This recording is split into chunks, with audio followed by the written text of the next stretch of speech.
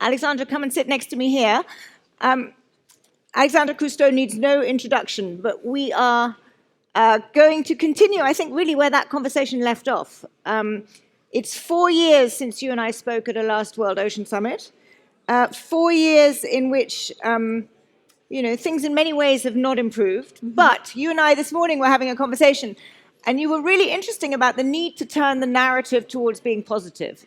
And I just want to follow on from what Miguel was so passionately saying in that last conversation, giving us a concrete example of how quick regeneration is and how you can change the narrative.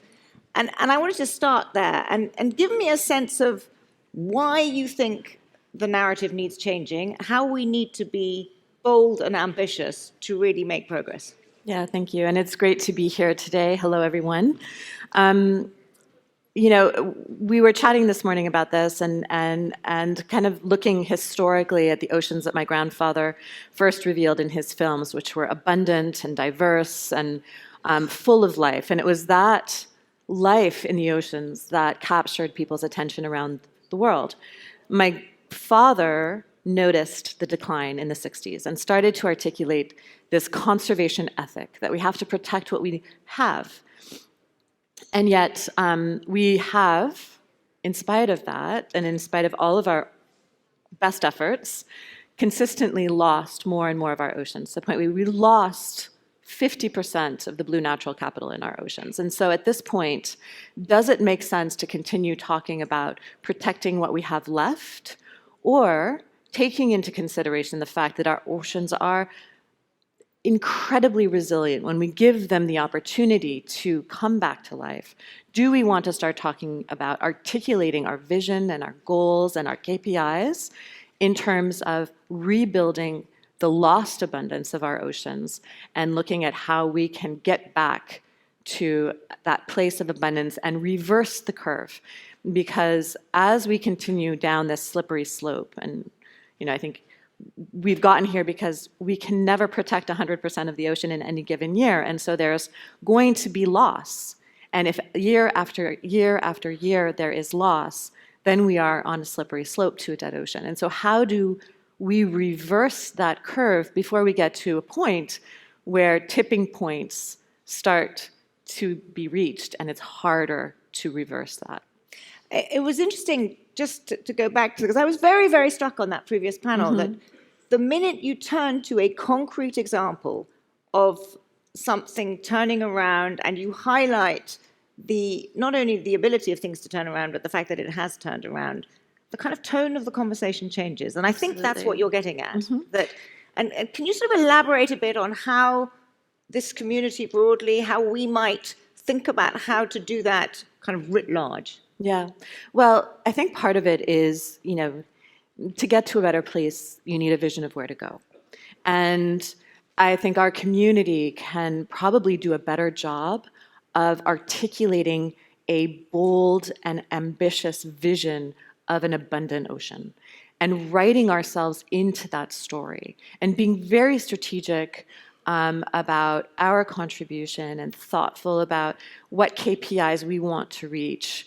And make sure that what we do results in abundance of, whatever aspect of the ocean that we're working in. So 30 by 30 is a step, but not really enough. Is that what you're saying? Well, I think 30 by 30 is amazing if we can. I mean, as a framing, not as a goal. It would be obviously extraordinary, but I mean as a sort of framing terms. It's sort of... There's a couple examples that come to mind, and a recent one is the Cummings-Montreal Protocol. And what was really exciting, and it's been called the Paris Agreement of Biodiversity, because it is the first time that we have countries signing on to an agreement for a restoration agenda. Now, the CBD has had goals in the past. We haven't reached them. It was 10% of the ocean protected by 2020. We reached 7%. Much of it wasn't implemented. So, we don't have a great track record of success. But if you think about it in terms of another recent example with COVID, when the pandemic struck, we thought it was going to take years to create a vaccine. We created it in a year. And that was extraordinary. And it was because we all coalesced around a vision of what we wanted to accomplish. We put the resources into it, and we made it happen. And we had that sense of urgency and that bold, ambitious vision of what we could accomplish if we put our mind to it. And we need that same kind of urgency and ambition with the ocean and with accomplishing some of these goals. I think, I've learned a lot about fisheries policy, among many other things in the last decade. I've been working with Oceana. And, when it comes to fisheries, they've been very clear about, being very strategic about, what countries are responsible for the majority of fishing. How do we then start to address fisheries policy in those countries with very clear objectives and campaigns targeted at victories? And if we're able to do that, we can have an impact on 90% of fishing. We don't have to look at it through the lens of 120 countries. We can attack a very specific goal and have an outsized impact. And fisheries, as we all know, they come back very quickly when we take our foot off the gas. And so we can accomplish abundant fisheries in our lifetime. We can accomplish many of these things if we really are strategic in service of restoration. One of the many extraordinary things about your grandfather was that he really captured the imagination of the world, of a generation, many generations. And I'm wondering, as you think about translating what you've just articulated very well into practice, what are the kind of tools, approaches that in 2023 you think this community should be focusing on? He did it, with a boat, and relatively little more. Now we're in a world of artificial intelligence, TikTok, you name it. I mean, all manner of tools are there that didn't exist then. And they are used, don't get me wrong, they're clearly used by this community. But do you think there is we should be thinking sort of more ambitiously about how to achieve now the kind of impact he had? I'm not suggesting do exactly the same thing, but suggest the kind of impact. And if so, how would one do that? Well, I think what my grandfather showed was at a time when we didn't have all the technology we have today. He used all the technology at his disposal.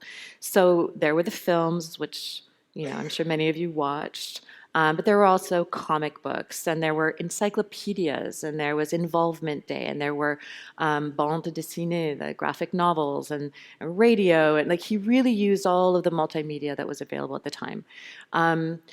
And yet, I think today, when people talk about Cousteau 2.0, they immediately go to the bigger boat. And my grandfather wasn't about his boat. He was about this vision of what the ocean was and engaging people through the human adventure of exploring this extraordinary new ecosystem that no one had really been able to explore in the same way, and inspiring passion for something. And as I was mentioning to you earlier, I've met people in my everyday throughout my life that experienced a real passion for the environment that translated into concrete action.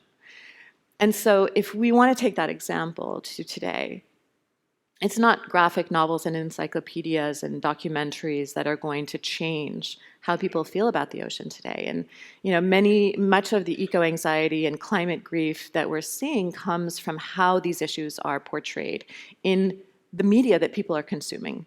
They feel hopeless. They feel that and so it's a very different mentality than the one that my grandfather had, 50 or 60 years ago, when you had 3 channels and he dominated them.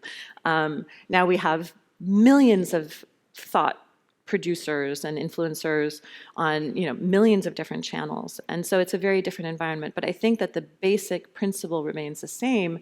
And I also think, and this is where we can be a lot more creative in this community, how do we use the cutting edge tools that are available to us today, as my grandfather did in his day?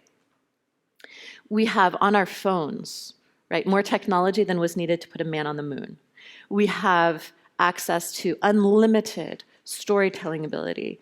And when we look at the apps that we're using, whether it's Airbnb or Amazon or Uber or Instagram, these are fun, positive, like dopamine-inducing apps that make our life easy, have sophisticated technology behind them, but have a very simple interface where we're able to get instant feedback on what we're doing.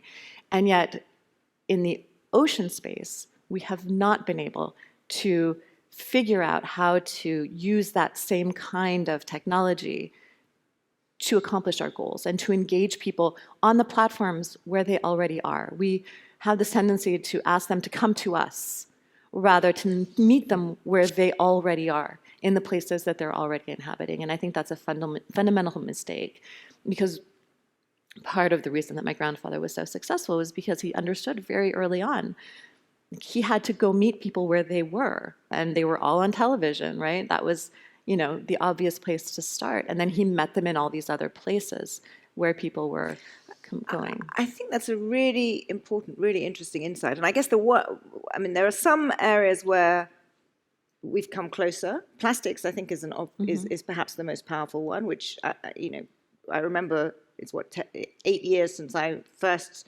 moderated one of these events, and it was, there, but not, and then it's exploded, and now real progress is being made.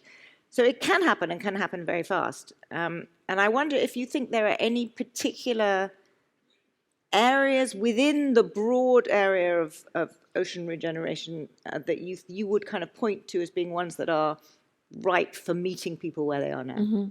I think plastic is really interesting in that way. And let's be clear, we can't restore a landfill, so we have to stop the flow of plastic into the ocean. But if that is all we accomplish, we will still lose the ocean. So I think it's a really important example of how engaged people still can be for the oceans.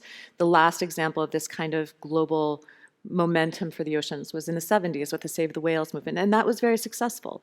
Nobody had seen a whale, right? No one had touched a whale, but they all cared enough to really create this sense of outrage that led to action. And I think we're seeing finally the same level of engagement around ocean plastics at a broad public level. It's easy to feel outraged when you see what's happening. How do we translate that into all of the other things we need to do? Obviously with fisheries, we're not going to get the public excited about fisheries policy. That side stays in the realm of geeks like me, and maybe some of you as well. But seafood fraud, one of Oceana's most successful campaigns was just pointing out to people that they weren't actually eating what they thought they were eating. And I remember we were in Canada at Parliament, and we had tested the seafood that was being served to the parliamentarians and the senators in Parliament at their cafeteria, and they were outraged that the red snapper they thought they were eating wasn't actually a red snapper. And finally we got some movement from them. But I think that there are ways that the oceans continue to touch us in our daily life where we can be influential. And I think the other thing is we love to talk about the fear of losing, because it is, I think, personal to each one of us that is close to the ocean and is seeing this firsthand. And we don't pay enough attention to the opportunity of building, because what we're losing is clear to us. It is an emotional reality. It is a scientific reality. The opportunity of building is not as clear. It is a vision. It is a future state. It is something that we can accomplish if maybe we are successful. But unless, and we used this morning the example of learning to ski. When I was a little girl learning to ski in the Alps, I was taught to cross my skis and look down the slope at where I was headed. Because if I looked at the trees, I would end up skiing into them. And I shared that anecdote with Harrison Ford at an event in Montreal a few years ago, and he's like, "Oh, I totally get it. When I'm on my motorcycle going down the road, if I look at a rock, I know I'm going to hit it. So I totally understand what you're talking about." But I think we can understand that in whatever area of our life. If we only look at what the bad things that can happen, we will end up there. We will end up actualizing that outcome. So how do we look at the future state that we aspire to? And through that aspiration, take the steps to make sure that that is the outcome that we reach as a community. not only in the ocean space, but as a global community, where the threats that we have now with climate change are so much greater than the threats that my grandfather was talking about, even though he saw them coming. I think our oceans are our greatest opportunity to feed the world, to mitigate climate change, to ensure that our children have a more abundant ocean than the ones that I've watched disappear over the course of my life, and that can bring extraordinary return on investment if it's done correctly. Thank you. I think we're actually out of time, but I'm going to go over and ask, because I'm sure there are questions. I think one question we'll have. Yes, here in the second row. If you could keep it brief, because I'm going to be in terrible trouble with you. Yes, of course. My name is Jeremy McCain with OCN.ai. So great presentation. My question is one of the most amazing stories I've heard about the ocean is the wonderful story of Cabo Pulmo. Dr. Sylvia Earle told me over dinner years ago that there was no life. They protected it. And in a very short amount of time, she said, Jeremy, it was like the oceans I remember 50 years prior. And in a period of only 15 years. So I like action. I like to do things. What can we get done in the next 12 months so when we come back here, we can say, we're so proud we made another Cabo Pulmo? What a great question. That's a great question. Thank you.